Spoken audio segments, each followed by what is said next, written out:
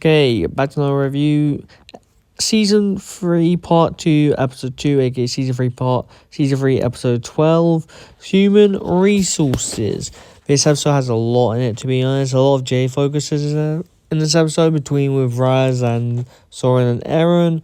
Episode basically starts off with the Village of Wizards. I forgot the name, by the way, so I'm just going to call it Village of Wizards. Village of Wizards basically being attacked by Kerr, which I thought it was. I forgot who attacked the village, but I had to rewatch this episode for the review. So yeah, I got attacked by Kerr. Kerr basically just ends up draining a bunch of souls, and they can't really fight back because they're invisible most of the time until, Eren's the only one who can actually see them. When he finally realizes is the creatures in the Spectro lands when he was helping Moro fight. Well, Moro's doing most of the fighting. But yeah, he basically looks inside. He's the only one who can basically fight at the moment, if it being all things. Sora ends up, basically being able to... because of Eren getting his blade broken, she picks up the broken piece, puts it in the sorceress's light, basically lights it up, and they can see everything, all the Spectrogonians around, and basically the sorceress ends up being turned hollow too. And that's basically the last time we actually see the actual sorceress. By actual, you will know later in the later reviews. But as for now, that's the last time we see the actual sorceress. And of course, Lord Rise's goal is to get to the underworld. And we haven't seen the underworld since Season 2? Or Season 1, I don't know. It's been a long time since we have seen the underworld. And Rise wants to get to the underworld for his own purposes. Basically, they end up going to the sorceress's monastery because she lives there. If you guys saw Season 2, she obviously lives in the monastery, and the monastery ends up having a bunch of traps, which is honestly pretty funny seeing Raz actually fall into a trap on the bed. And basically they end up finding the map to the underworld. But in the episode, we basically see Lord Raz talk to his master and said it will be done. Of course, we don't know what his master is. We don't know what his master says to him. We can only see he's responsible. Maybe in a flashback we'll see what he's specifically giving orders to. But most people think it's the soul strength, which would make sense. He talks about strength a lot, and it would make sense if it's the soul strength. But yeah, because soul strength is still in the council, but maybe it's a traitor soul dragon. We don't know. But yeah, maybe this is all planned by soul strength, which I wouldn't be surprised because I'm pretty sure the soul strength hates mortals. And that's why most people come to the conclusion, it being a source dragon of strength. Now, while we're talking about Jay, Lloyd, and Nia and Wildfire's team, can I just say, with Jay, his design of his hat and his ponytail actually works so well. This is the bit where made me not completely hate his hairstyle. With his little ponytail, with the rogue hat, it works so great. I did a video when I saw the leaks, how Jay's hair in Season 3 Part 2 looks way much better than it does Season 3 Part 1 ending, and I stand by that because it honestly does. Of course, I want his original hair to return eventually, but as for that now, this hair works for Rogue Jay, I hope his original hair does return. Also, it's not this wasn't even written into the script. It was completely the designer's idea, and it works really well with Jay. I do like Jay's Rogue design, all in all. There's a couple Jaya moments in the scene, you could say. There's one where Nia ends up falling on Jay when Wildfire basically ruins their little thingy because of Wildfire's reckless driving, and Jay pushes Nia off. And then there's a scene where Lloyd basically tells Jay that they're a couple for their undercover mission, and Jay kind of goes buff. That's disgusting, but okay, why not? It's honestly, you can tell Jay at this moment doesn't really care about Nia, but later on they do have more moments, and I'll talk about them when I review those episodes.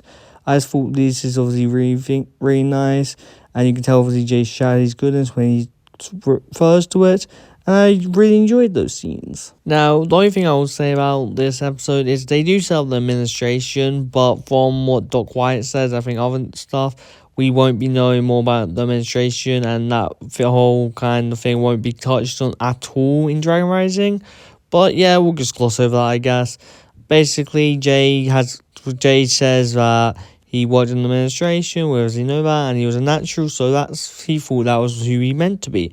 And his whole job was obviously, putting people where he thought they ended up. And yeah, he goes on a whole tantrum about, if there was anything to him messing up, it was shredded and destroyed. Basically, we end up seeing him basically move Aaron's parents to the land of Lee, and he's relaxing it. And he said that he found himself alone in the realm of madness, which we already know. We assumed he got dropped off in the realm of madness. But then there was people in suits, and he trusted them. Apparently, they were looking for him. Apparently, their boss, the administrator, which we won't even get to be touched on in Drone Rising, apparently, sent them a message to go find him. It's really annoying they won't be touching them because this season does set up the administrator a lot, and it's kind of annoying. But yeah, they sent a message to go find him, and yeah, that's kind of all we get on the administrator in this episode. And I also like the whole flashback of Jay and administration, because I do like to see more of that, because I see Jay in the suit does look like a nice design and all that, and I do love it.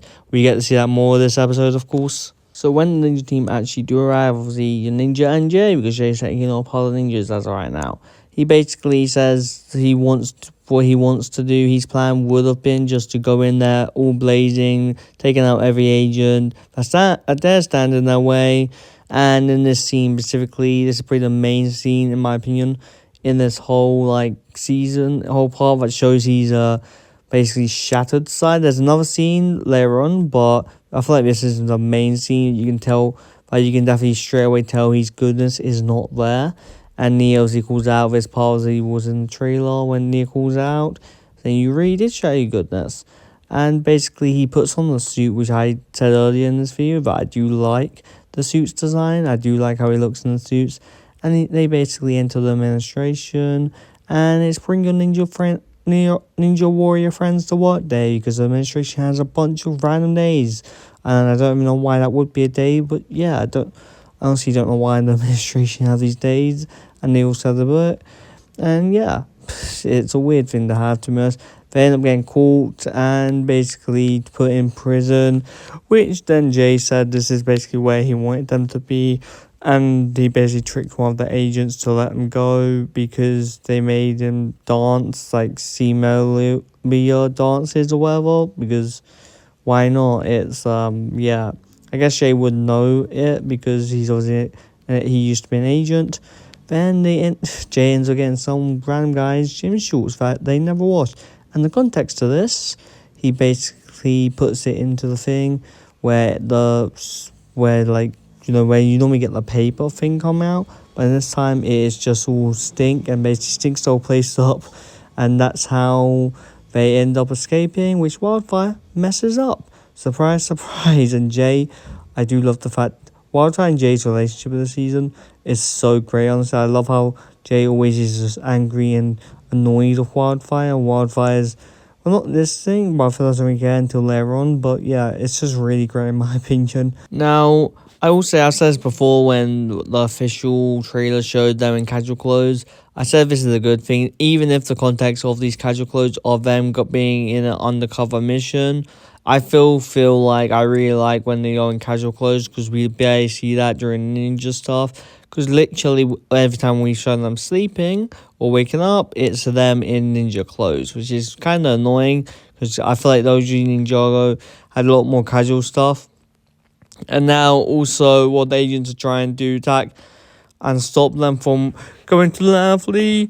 Wildfire ends up getting blasted, and Jay's initial thought was literally just to leave her, but Nia basically said, well, ninjas don't leave one another behind, and Lloyd kind of looks at him 6 seconds, seriously? Yeah, then Nia helps Wildfire, and when you get back, it's just small, but when they get back to the pool, Jay's nowhere to be seen. He is gone. When they get back to the pool, he's already gone through the pool, and both of them jump through with Lloyd becoming last.